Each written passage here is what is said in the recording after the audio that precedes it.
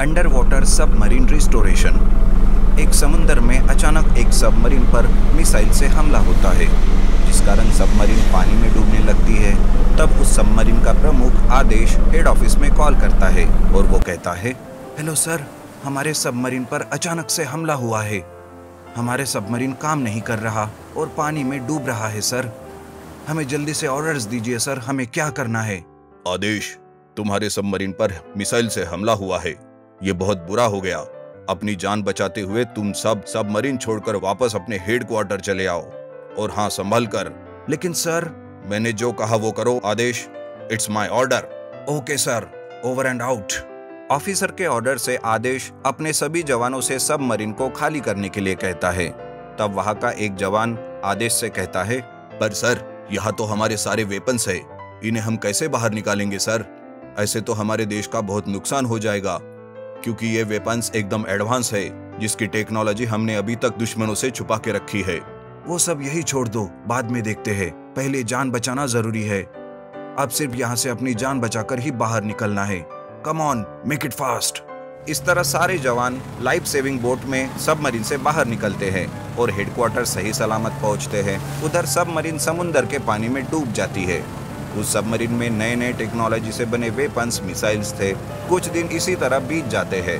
वो सबमरीन पता नहीं कौन सी जगह पर समुंदर के अंदर डूबी रहती है। तभी हेडक्वार्टर जाकर आदेश अपने ऑफिसर से कहता है, सर, मैं हमारी डूबी हुई सबमरीन को ढूंढना चाहता हूँ सर। प्लीज आप मुझे इस बात की इजाजत दीजिए। Give me permission sir, I want to find our submarine sir. Aadesh, इतने दिनों बाद सबमरीन को समुंदर में ढूंढना बहुत ही मुश्किल है। वैसे जान का खतरा भी है। क्या पता दुश्मन देशों के जहाज वहीं पर मंडरा रहे हो। मैं तुम्हें इस बात की परमिशन नहीं दे सकता आदेश। लेकिन सर, हमारा सबमरीन लेटेस्ट टेक्नोलॉजी से लेस है। अगर सबमरीन हमसे पहले दुश्मन देशों ने ढूंढ लिया तो हमारी टेक्नोलॉजी उन्हें मिल जाएगी सर। प्लीज मुझे परमिशन दीजिए सर सबमरीन को ढूंढने की। अगर सबमरीन का जीपीएस अभी भी काम कर रहा होगा तो उसे ढूंढना बिल्कुल भी मुश्किल नहीं होगा सर। प्लीज मुझे एक बार मौका दीजिए, और अगर मुझे कुछ होता है तो इसकी जिम्मेदारी सिर्फ मेरी होगी सर। आदेश अपने ऑफिसर को बहुत समझाता है। तब ऑफिसर उसे इस बात की परमिशन दे देता है, जिस वजह से आदेश बहुत ही खुश हो जाता है। आदेश अपने जवानों के साथ एक शिप से समुंदर के उसी जगह पर जाता है जहां पर वो सबमरीन डूबी थी। आदेश के पास एक डिवाइस था जो कि सबमरीन का लोकेशन ढूंढ रहा था। काफी दिन बीत जाते हैं, लेकिन सबमरीन का कुछ भी पता नहीं चल रहा था। तब एक जवान आदेश से कहता है, सर, लगता है इतने दिनों से पानी के अंदर सबमरीन होने के कारण सबमरीन का जीपीएस काम नहीं कर रहा है। अब तो बहुत दिन हो गए सर। अभी हमें यहाँ से जाना चाहिए, वरना हमें खतरा हो सकता है।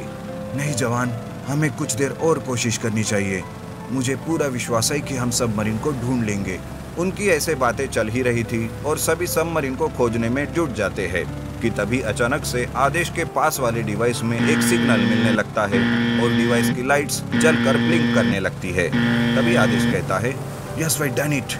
आखिरकार हमारा डूबा हुआ सबमरीन का लोकेशन हमें मिल ही गया। ये देखो। तो आपके क्या ऑर्डर्स है सर? आप जैसा कहेंगे हम वैसा करेंगे। हाँ जवान, इस जगह पानी के अंदर ही हमारा सबमरीन है। सभी जवान जल्दी से तैयार हो जाओ, हम अंदर जाकर एक बार देख कर आते हैं। सबमरीन का लोकेशन मिलते ही शिप के सारे जवान खुश हो जाते हैं।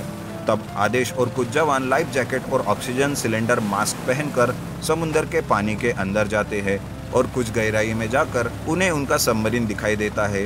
लेकिन पानी के अंदर होने की वजह से सबमरीन बहुत खराब हो चुका था और उसके अंदर के वेपन्स अभी भी सही सलामत थे।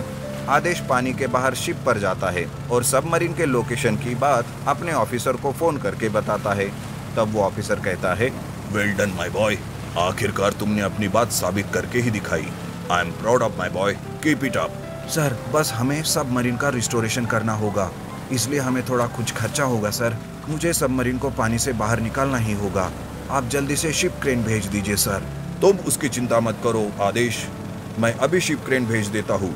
तुम उस शिप क्रेन से सबमरीन को बाहर निकालकर पोर्ट पर ले आओ। हम तुम्हें उस सबमरीन का रिस्टोरेशन करने के लिए ग्रांट करते हैं।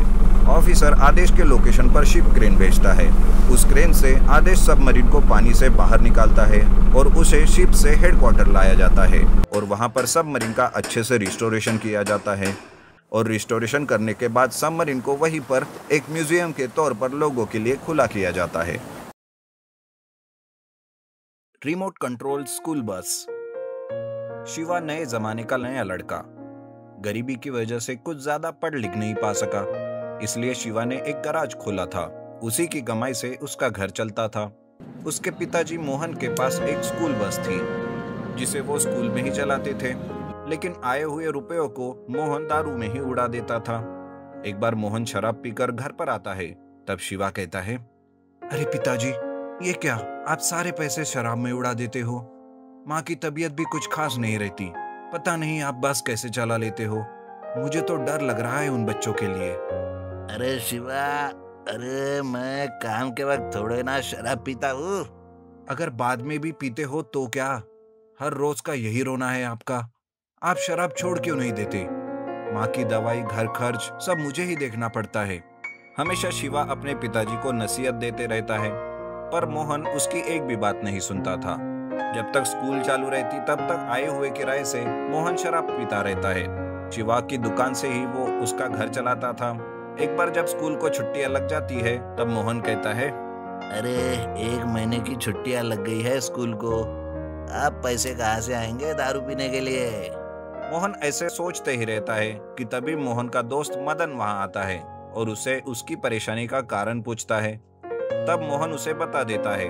उस पर मदन एक सलाह देता है और वो कहता है, अरे मोहन, स्कूल को छुट्टियां लगी है तो क्या हुआ, शादियों का मौसम है, बारात के लिए किराए से अपनी बस लगवा दो।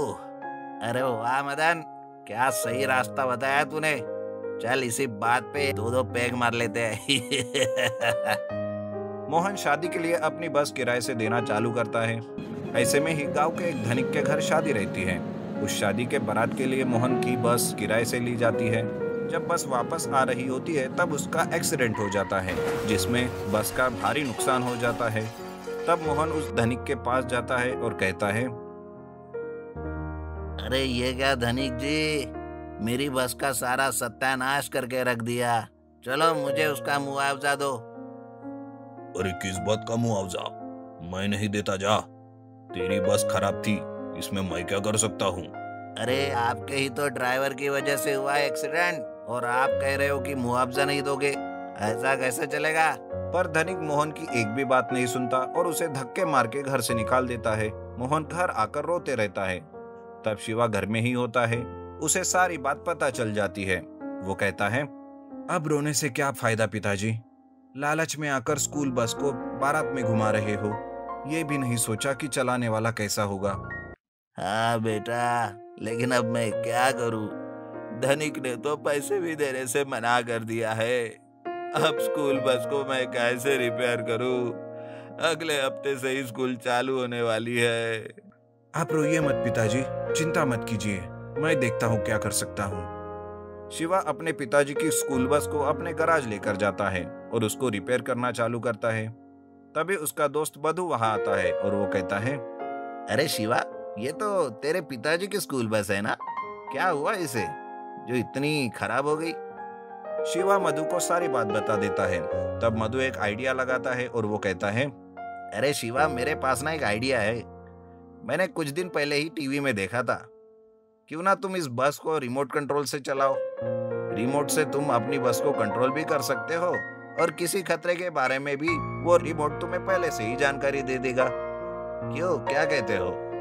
अगर ऐसा हुआ तो बहुत अच्छा होगा मधु। वैसे भी पिताजी कुछ काम नहीं कर पाते, जब देखो तब शराब के नशे में रहते हैं। कम से कम इस रिमोट कंट्रोल स्कूल बस से बच्चे तो सुरक्षित रहेंगे। मधु और शिवा दोनों भी इस काम में लग जाते हैं। शिवा स्कूल बस को रिपेयर करता है और मधु एक रिमोट बना कर देता है। इस तरह से शिवा अपने पिताजी को एक रिमोट कंट्रोल स्कूल बस बना कर देता है। मोहन जिसे देखकर बहुत खुश हो जाता है और कहता है, अरे थैंक यू मेरे बच्चे, थैंक यू वेरी मच। अब तो कोई डर ही नहीं रहा एक्सीडेंट का और मैं आराम से बैठकर शराब पी सकता हूँ। ये बात सुनकर शिवा बहुत चिढ़ जाता है और वो कहता है, आप सब कर लो पिताजी, लेकिन शराब मत छोड़ो। मैं आपकी सुरक्षा के लिए नहीं, बस में बैठे बच्चों की सुरक्षा के लिए ये सब कर रहा हूँ। कुछ ही दिनों में स्कूल चालू हो जाती है। मोहन स्कूल बस लेकर बच्चों के साथ स्कूल जाता है। बस में कुछ बदलाव देखकर बच्चे भी बहुत खुश हो जाते हैं। उसमें से एक बच्चा कहता है, अरे अंकल, बस तो बहुत सुपर बस हो गई है। ऐसा लग रहा है बस में ही स्कूल खोल दो। बच्चे के ऐसा कहते ही सारे बच्चे हंसने लगते हैं। इस तरह से मोहन का काम बहुत ही आराम से चल रहा होता है। उसे किसी भी बात की कोई चिंता नहीं रहती।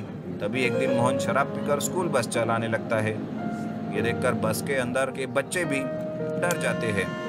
पर उस दिन मोहन रिमोट घर भूल जाता है। घर में पड़े रिमोट को देखकर शिवा परेशान हो जाता है और सोचने लगता है, अरे ये क्या, पिताजी तो रिमोट घर पर ही भूल गए। हे भगवान, मुझे जल्दी से स्कूल में जाना होगा, वरना बच्चों की जिंदगी खतरे में पड़ सकती है। ऐसा सोचकर शिवा रिमोट को देने स्कूल में जाता है। पर तब तक मोहन बच्चों को लेकर खुद ड्राइव करते हुए स्कूल से निकल चुका रहता है। शराब की वजह से मोहन का संतुलन बिगड़ जाता है और वो रिमोट ढूंढने लगता है। अरे मुझे तो कुछ दिखाई भी नहीं दे रहा है, शायद कुछ ज्यादा हो गई। ये रिमोट कहाँ गया? अब कौन बचाएगा हमें? अब क्या करूं मैं? इस तरह से वो सोचता ही रहता है कि तभी उसकी बस एक खड्डे में जाती हुए लड़खड़ाने लगती है। पर मोहन जैसे तैसे करके उसे संभाल लेता है। मोहन के आंखों के आगे अंधेरा सा छाने लगता है और बस का बैलेंस पूरी तरह से चला जाता है, जिस वजह से बस कभी दाईं ओर तो कभी बाईं ओर ऐसा करते करते चलती रहती है, जिस वजह से बच्चे बहुत डर जाते हैं। तभी एक बच्चा कहता है, अरे अंकल, ये क्या कर रहे हो? एक दिन क्या तारीफ की बस की, आप तो हमें मारने पे ही तुल गए। बच्चे डर के मारे बचाओ बचाओ चिल्लाने लगते हैं। एक पेड़ से तो बस अब टकराने ही वाली होती है कि तभी पीछे से शिवा आता है और रिमोट से उस बस को संभाल लेता है और उस रिमोट से बस को कंट्रोल कर लेता है। इस तरह से वो रिमोट से बस को कंट्रोल करके बच्चों की जान बचा लेता है।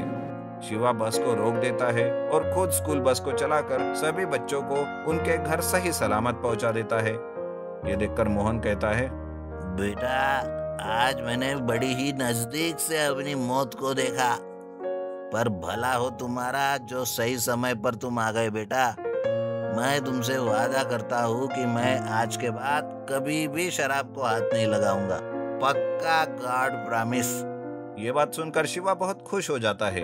उस दिन से मोहन संभाल कर स्कूल बस चलाने लगता है और कभी कभी रिमोट की मदद से खतरों का सामना भी कर लेता है।